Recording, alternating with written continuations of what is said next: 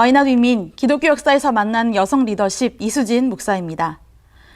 2018년 개신교인들 1000명을 대상으로 한 설문조사가 있었습니다. 바로 성평등에 관한 인식조사였는데요. 이 설문의 주된 목적은 남성과 여성의 역할을 어떻게 인식하고 있는지, 그리고 실제로 교회 내에서 성차별이 일어나고 있는지 그 실태를 좀 알아보기 위한 조사였다고 합니다. 그런 특별히 이 조사에서 이 응답자 1000명에게 먼저 자신의 신앙의 단계가 어떤지, 어떠한 수준에 있는지를 이 4단계로 나누어서 응답을 하게 하였습니다. 1단계는 기독교 입문층. 나는 하나님을 믿지만 아직 그리스도에 대해선 잘 모르겠다. 내 종교는 아직 내 인생의 큰 부분은 아니다. 라고 생각하는 사람. 그리고 두 번째는 기독교 인지층. 나는 예수님을 믿고 그분을 알기 위해서 노력하고 있다. 그리고 세 번째, 기독교 친밀층. 나는 그리스도와 가까이 있으며 매일 그분의 인도하심에 의지한다. 그리고 마지막, 가장 높은 단계인 그리스도 중심층. 즉, 하나님은 내 삶의 전부가 되시고 나는 하나님으로 충분하다. 내 모든 삶은 그리스도를 드러내는 삶이다. 이런 고백이 있는 단계를 가장 높은 단계로 보고 나의 신앙은 어떠한 수준인지 이 4단계 중에서 선택을 하게 했습니다. 그런데 이 설문 가운데에서 이 설문 전체 내용을 종합한 결과 중에 주목할 만한 것이 무엇이었냐면, 즉 그리스도 중심층이라고 응답한 사람들, 자신의 신앙이 꽤 높은 수준에 있다라고 생각하는 사람일수록 상대적으로 더 전통적인 성관념을 가지고 있었다라는 것입니다. 즉, 성평등에 대한 감수성이 아주 낮게 나타나는 설문의 결과가 나왔던 것이지요. 내 신앙 수준이 높다라고 자부한 사람들의 경우에 교회 내에서 예배나 봉사, 또 신앙생활에서 성별의 구분 없이 봉사하거나 일하는 것에 대해서 부정적인 견해를 가지고 있었다는 겁니다. 즉, 예배에서 사회나 기도는 남성이 해야 하는 것이고 여성은 전도, 신방, 주방 봉사와 같은 역할을 하는 것이 맞다라고 생각하는 사람들의 많은 비율이 바로 그리스도 중심층에서 나타났다라는 것이죠. 또 가정 내 역할에 대해서도 동일하게 응답을 했다고 합니다. 예를 들어서 가족의 생계는 남성이 책임져야 한다.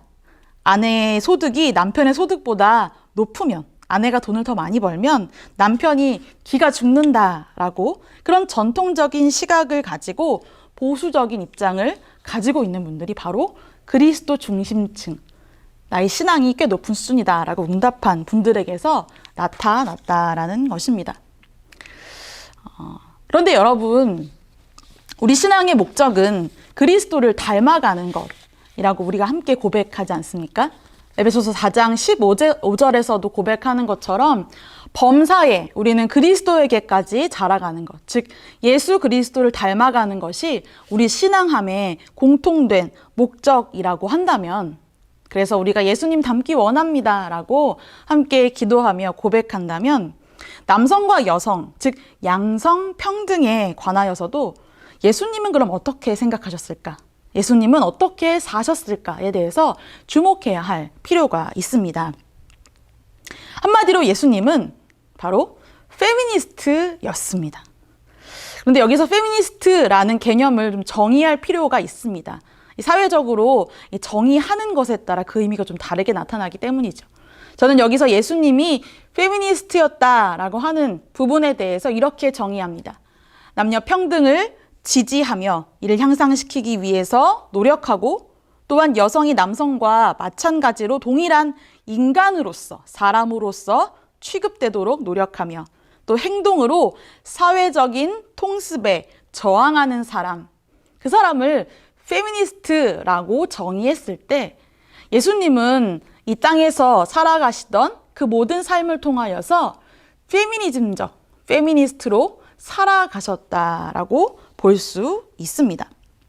사실 예수가 페미니스트다라고 하는 이 문구는 이 레너드 스위들러가 쓴 저서의 제목이기도 합니다. 남성과 여성을 동등하게 대하고 또 여성도 남성처럼 자신의 능력과 잠재력을 개발하는데 자유로워야 한다라고 이 페미니스트들이 생각하는 것이죠. 예수님은 2000년 전에 이미 페미니스트였습니다.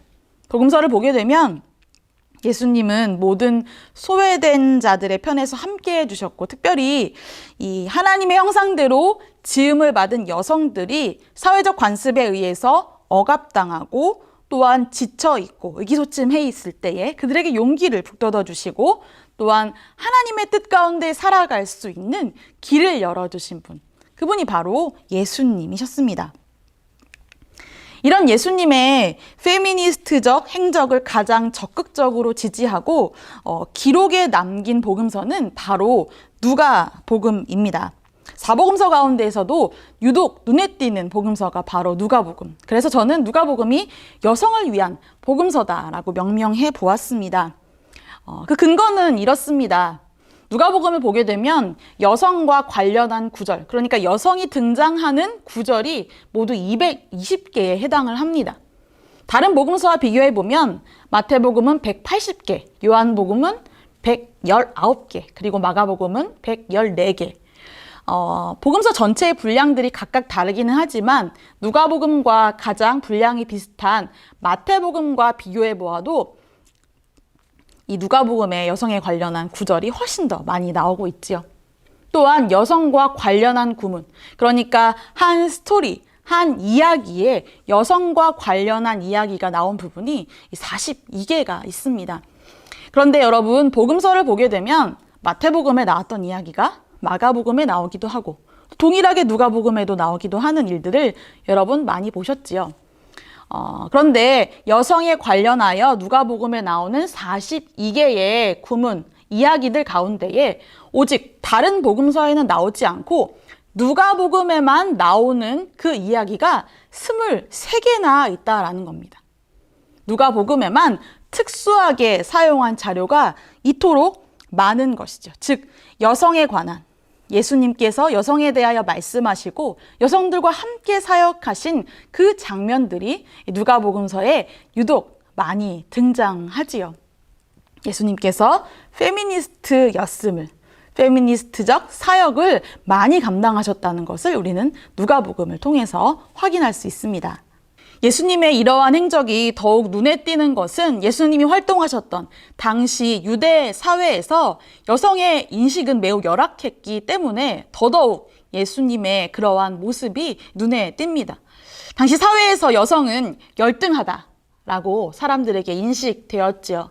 그것을 여실히 증명해주는 몇 가지 사례를 제가 적어봤습니다. 1세기 랍비였던 엘리에제르는 토라, 즉 성경을 여자에게 맡기느니 차라리 불태워버리는 게 낫다라고 말한 바 있습니다.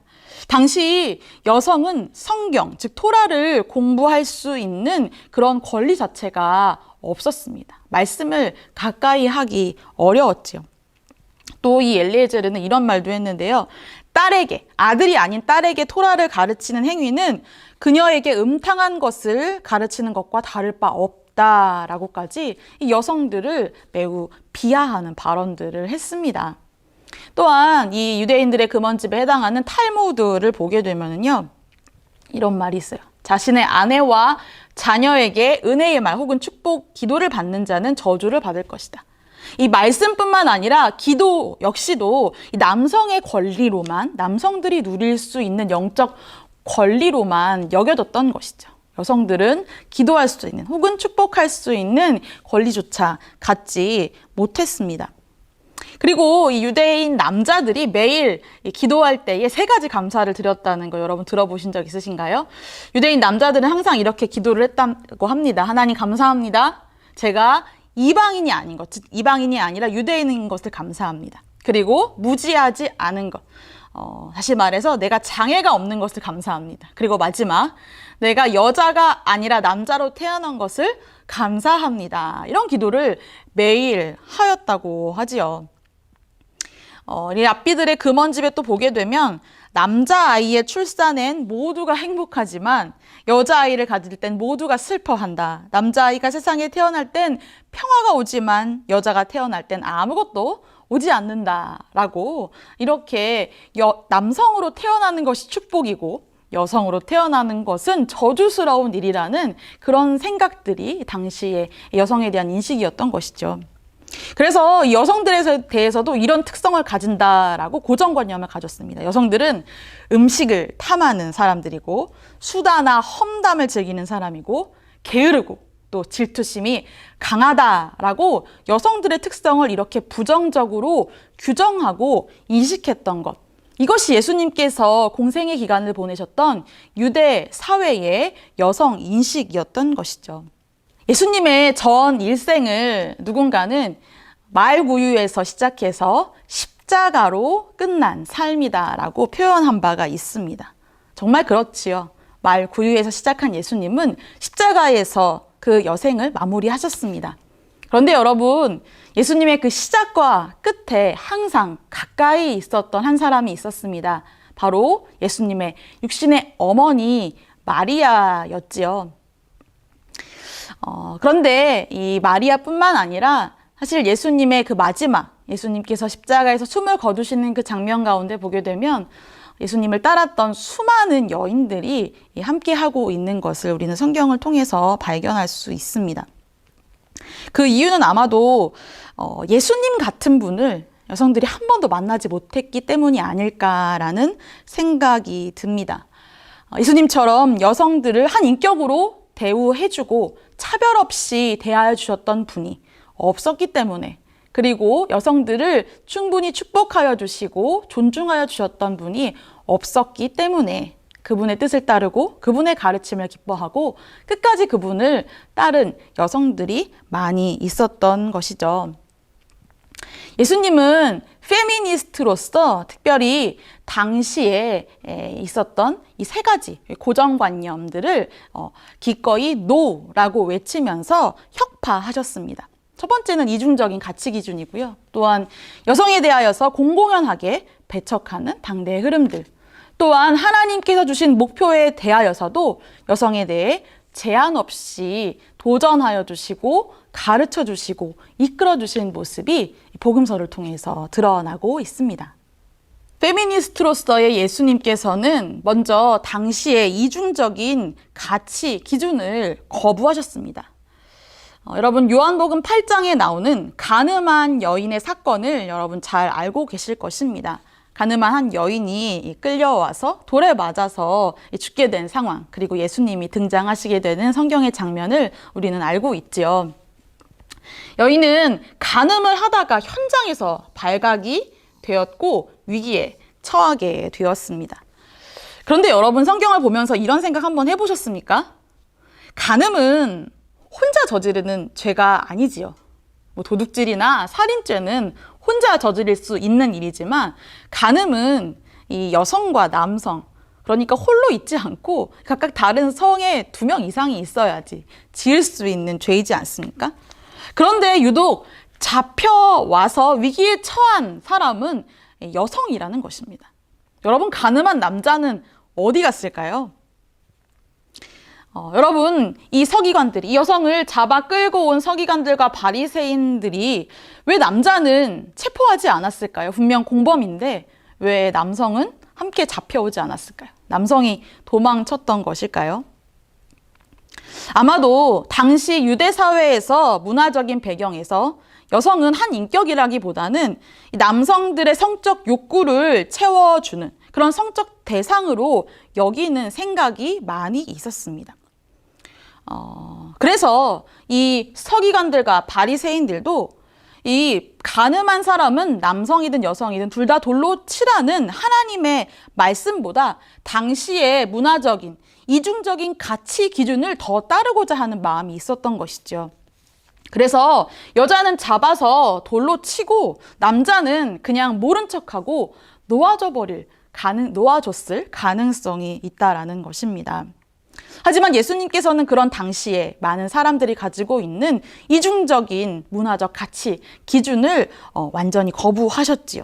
남자든 여자든 모두가 똑같은 죄인이고 여성의 죄가 남성의 죄보다 더 큰 것도 아니다라고 예수님은 생각하셨기 때문에 기꺼이 또 여성을 용서해 주시고 이 사람들의 이중적인 가치 기준에 대해서 NO라고 이 삶을 통해서 보여주셨습니다. 또한 두 번째로 페미니스트인 예수님께서는 당시 공공연하게 여성들을 배척하는 사회적 문화에 대해서도 NO 하셨습니다.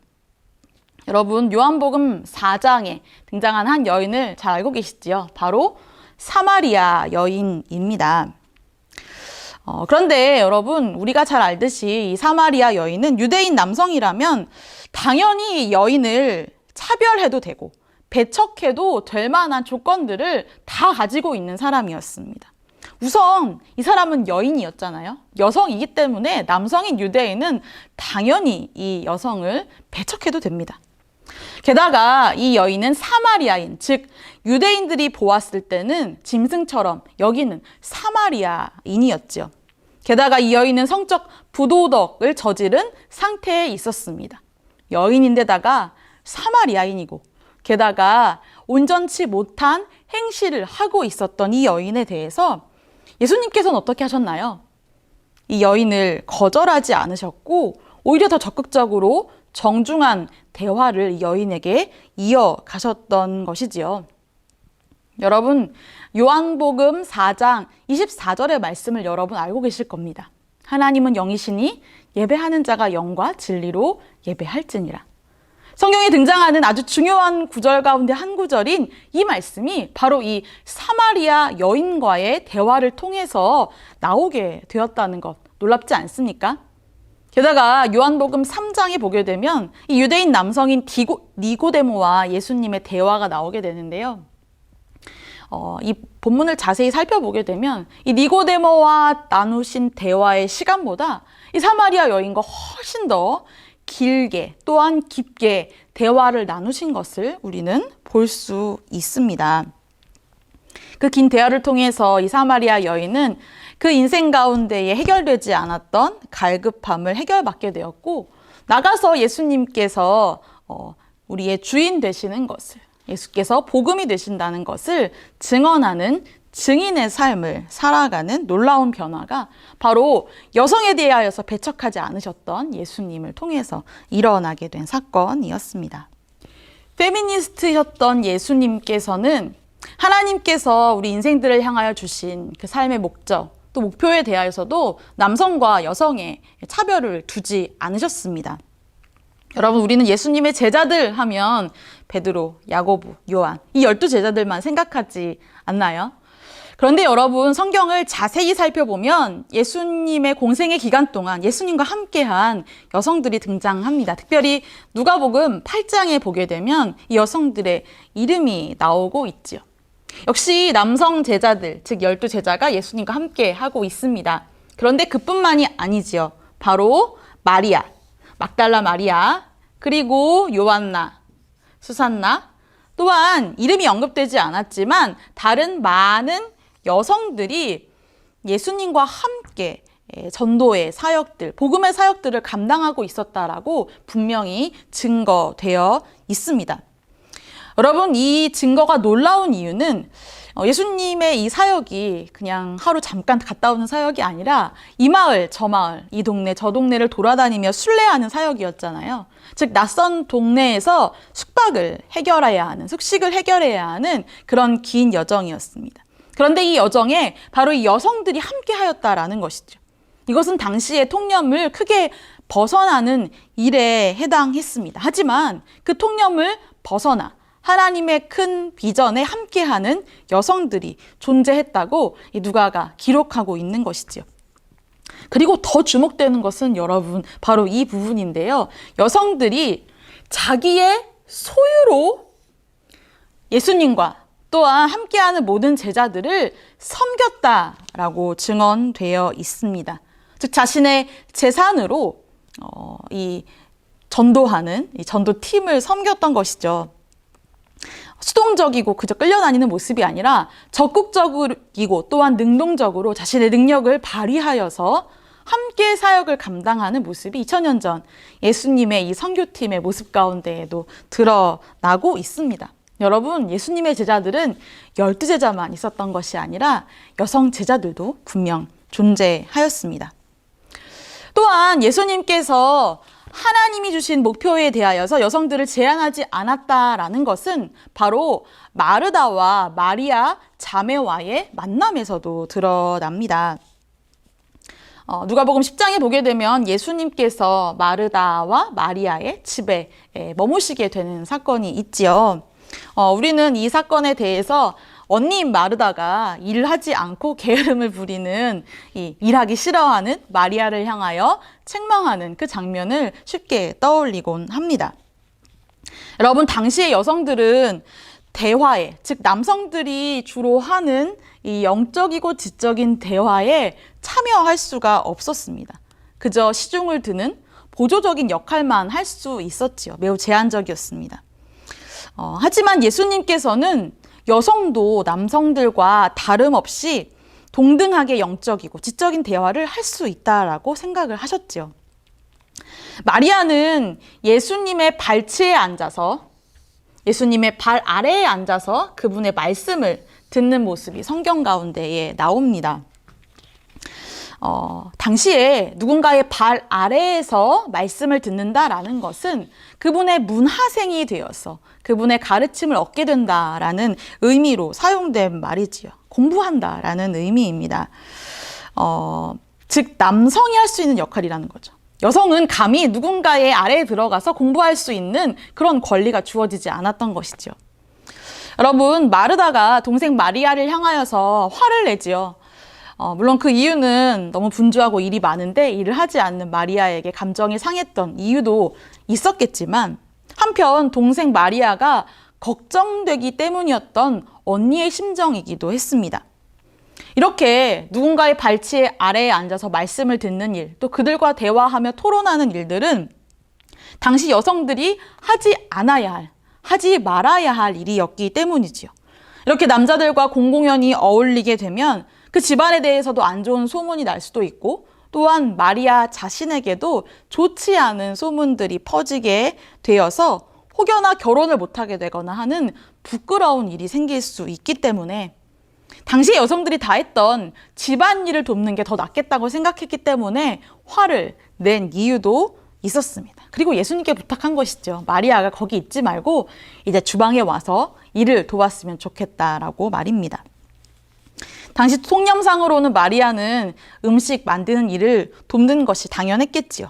하지만 예수님께서는 당시에 그 사람들이 모두 생각했던 관습을 넘어서 마리아가 예수님의 가르침, 예수님의 말씀을 듣는 선택을 할 수 있는 하나의 독립적인 인격체이고, 또한 마리아가 그 선택을 한 것이 참 좋은 선택이었다. 참 귀한 선택을 한 것이다 라고 칭찬해 주시기까지 했습니다. 당시 여성들은 열등하다라고 여겼던 사회적인 통념을 거슬러서 기꺼이 여성들을 제자 삼아 주시고, 또한 여성들에게 하나님의 말씀을 가르쳐 주시며 비전을 심어 주셨던 예수님, 그리고 그 예수님의 가르침을 받았던 여성 제자들은 놀랍게도 예수님의 마지막 순간까지, 그리고 예수님께서 가장 위험하고 또한 괴로우셨을 그 순간까지 함께하는 놀라운 모습을 보입니다. 예수님께서 십자가를 지시는 장면이 복음서 전체에 나오는데요. 특별히 누가복음을 보게 되면 십자가를 지고 골고다 언덕을 오르는 예수님, 그 예수님을 바라보며 함께 따르는 무리가 있었는데 바로 여성들의 큰 무리가 있었다라고 누가복음은 증언합니다.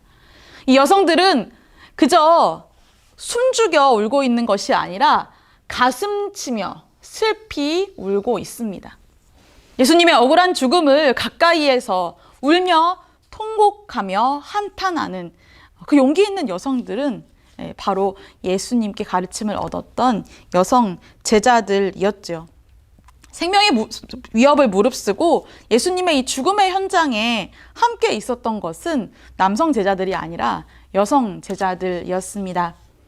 그리고 결국 예수님께서 숨을 거두시는 임종의 장면, 이 장면에서도 함께하는 여성들이 많이 있었다라고 마가복음에 증언되어 있습니다.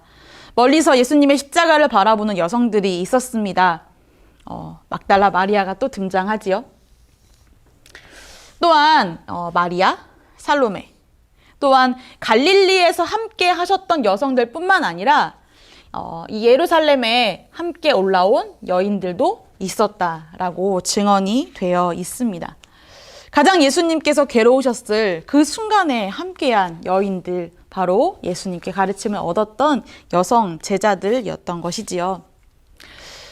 그리고 놀라운 것은 예수님의 사역 가운데의 클라이막스라고 할 수 있는 예수님의 부활의 현장, 죽음의 권세를 이기고 다시 사신 예수님, 그 부활의 첫 증인 역시 여성이었습니다. 바로 그녀는 마리아였습니다.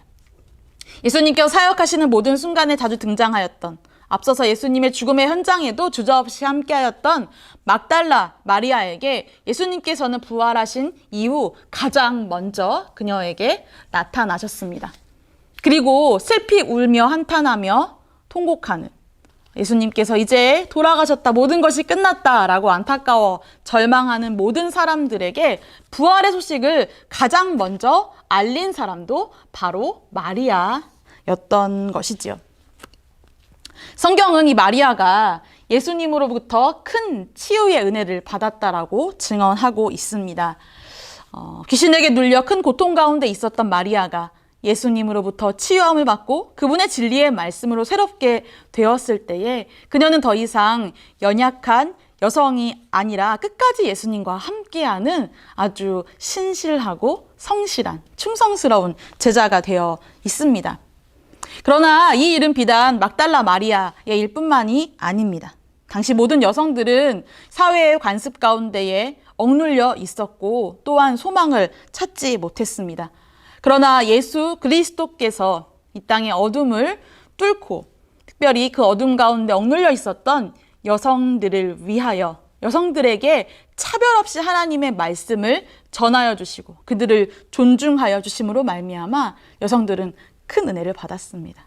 그 은혜를 받은 여성들은 끝까지 주님의 죽음의 순간 또 어려움의 순간까지 함께하는 성실한 증인으로, 제자로 성경에 드러나고 있습니다.